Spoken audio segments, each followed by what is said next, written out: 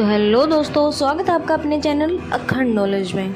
तो दोस्तों आज हम बात करने वाले हैं ऋग्वेद के पहले मंडल के सूक्त नंबर 10 के बारे में। तो दोस्तों इस सूक्त को ऋषि मधुचंदा वैश्वामित्र जी ने लिखा है और इस सूक्त में हम इंद्रदेव का आह्वान करेंगे और इसमें अनुष्टुप छंद का प्रयोग किया गया है। तो चलिए दोस्तों श्लोक पढ़ना शुरू करते हैं।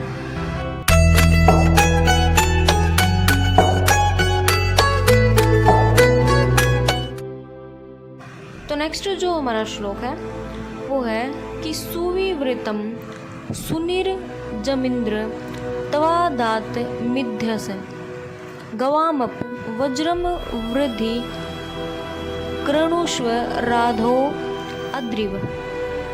क्या बोल रहा है कि हे इंद्रदेव, आपके द्वारा प्रदत्त यश सब दिशाओं में सुविस्तृत हुआ है। मतलब आपका यश जो है चारों दिशाओं में या 8 दिशाओं में फैला है। देखिए वैसे हम 4 दिशा मानते हैं, पर हमारी जो संस्कृति है उसमें हमारी दिशाएं 8 होती हैं। ठीक है, तो क्या बोल रहा है कि हर दिशा में आपका यश फैला हुआ है। हे वज्रधारक इंद्रदेव, गौओं को बाड़े से छोड़ने के समान हमारे लिए धन को प्रसारित करें। मतलब जैसे गौओं को बाड़े से छोड़ने के समान, जैसे बाड़े से चरने के लिए जो है क्या करते हैं, हम गौओं को छोड़ते हैं ना, जैसे मुक्त कर देते हैं और उनको क्या मिलती है, फिर बहुत सारी घास मिलती है, उनको बहुत सारा खाने का चीज़ें मिलती हैं। जैसे हम एक जगह होती है गौओं को रखने की, उसको बोलते हैं हम बाड़ा। ठीक है, परंतु जब उनका खाने का टाइम होता है तो क्या करते हैं, हम उसको खोल देते हैं बाड़े को और फिर क्या करती हैं, वो खेतों में खलिहानों में चरने जाती हैं और वो वहाँ उनको क्या मिलता है, बहुत सारा घास मिलता है। ठीक है, वो घास इतना ज़्यादा होता है कि मतलब वो पेट भर के खाती हैं, बहुत सारा घास होता है, कहने का मतलब ये होता है। तो इसी प्रकार क्या बोल रहा है कि आप भी हमें उस घास के समान धन प्रदान करें। जैसे गोएं जब बाड़े से निकलती हैं और उनको बहुत सारा घास दिखता है ना खाने के लिए।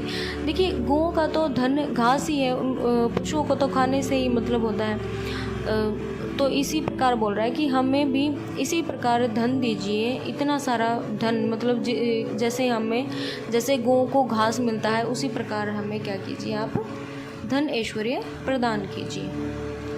ठीक है, तो नेक्स्ट जो हमारा श्लोक है वो है कि नहीं तवा रोदसी उभे ऋघायमाण मिन्वत जेश सवर्व तिरप गा अस्मभयम धुनुनुहि। क्या बोल रहा है कि हे इंद्रदेव, युद्ध के समय आपके यश का विस्तार पृथ्वी और धूलोक होता है।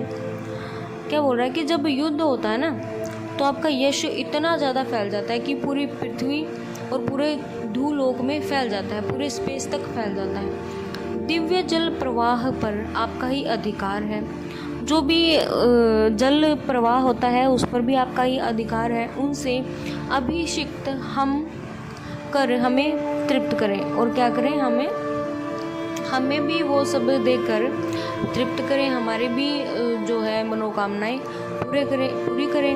हमें दिव्य जल का मतलब यहाँ अमृत कह सकते हैं हम। ठीक है, क्योंकि अमृत पर ही, या सोम रस भी बोल सकते हैं हम, उस पर आपका ही अधिकार है। तो क्या बोल रहे हैं कि उसको हमें भी प्रदान करने की, हमें भी देने की कृपा करें। ठीक है, तो नेक्स्ट जो हमारा श्लोक है वो है कि आश्रुत कर्ण श्रुति हवम नु चिद्धिष्व मे गिर इंद्र स्तोम मिमम मम कृष्वा युजशिच दंतरम। क्या बोल रहा है कि भक्तों की स्तुति सुनने वाले हे इंद्रदेव, हमारे आह्वान को सुने, हमारी वाणियों को चित्त में धारण करें और हमारे स्तोत्रों को अपने मित्र के वचनों से भी अधिक प्रतिपूर्वक धारण करें। क्या बोल रहा है कि हमारी आप स्तुति सुन रहे हैं और हमारे आह्वान को सुन रहे हैं, हमारी वाणियों को सुन रहे हैं। तो क्या करें, आप हमें सुन रहे हैं ना, तो आप हमारी बातों पर इतना ज़्यादा ध्यान दें कि आप जितना कि आप अपने परम मित्र की बातों पर ध्यान देते हैं ना, जितना भी आप आपके परम मित्रों के वचनों को सुनते हैं, उतना ही आप हमारी बातों पर भी ध्यान दें। ठीक है। तो नेक्स्ट जो हमारा श्लोक है वो है कि विद्या ही तवा वृषंतम वाजेषु हवन श्रुतम वृषंतमश्य हुमः उतिम सहस्त्र सात माम। क्या बोल रहा है कि हे इंद्रदेव, हम जानते हैं कि आप बल संपन्न हैं तथा युद्धों में हमारे आह्वान को आप सुनते हैं। हे बलशाली इंद्रदेव, आपके सहस्त्रों प्रकार के धन के साथ हम आपका संरक्षण भी चाहते हैं। क्या बोल रहा है कि आप हर प्रकार के बल से संपन्न हैं, और जब हम युद्ध में होते हैं तो और हम आपका आह्वान करते हैं तो आप हमारी पुकार सुनते हैं। ठीक है। और क्या होता है कि ये बोल रहा है कि हमें आपकी कृपा के साथ साथ और धन के साथ साथ आपकी कृपा दृष्टि भी चाहिए, आपकी सेफ्टी भी चाहिए कि आप हमें सेफ रखें, आप हमें सुरक्षित रखें। ठीक है।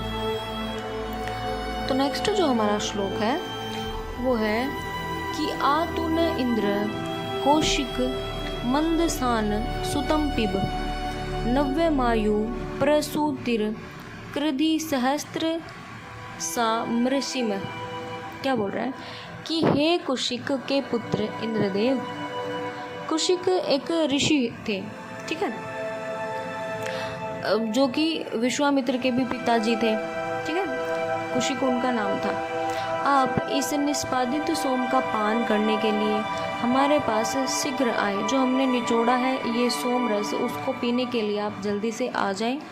हमें कर्म करने की सामर्थ्य के साथ नवीन आयु भी दें, और हमें अच्छे कर्म करने के सामर्थ्य के साथ क्या करें, हमें एक नया जीवन दान भी दें।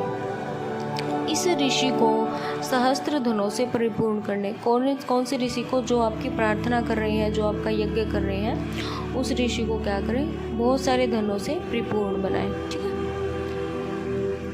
यहाँ दोस्तों देखो, कुशिक पुत्र विश्वामित्र के समान ही उत्पत्ति के कारण इंद्रदेव को कुशिक पुत्र संबोधित किया गया है। ठीक है।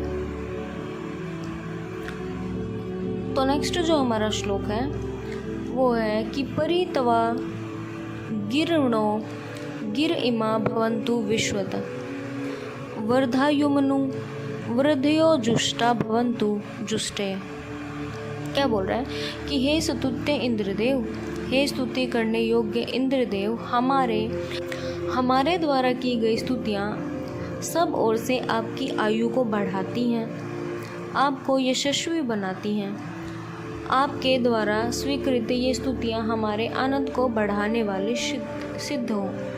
क्योंकि जब हम आपकी प्रार्थना करते हैं, आपकी स्तुति करते हैं, तो क्या करते हैं, हम चाहते हैं कि आपकी जो यश है वो आप और भी ज़्यादा बढ़े, आप यशस्वी हो जाएं। ठीक है। आपकी आयु और भी ज़्यादा बढ़े।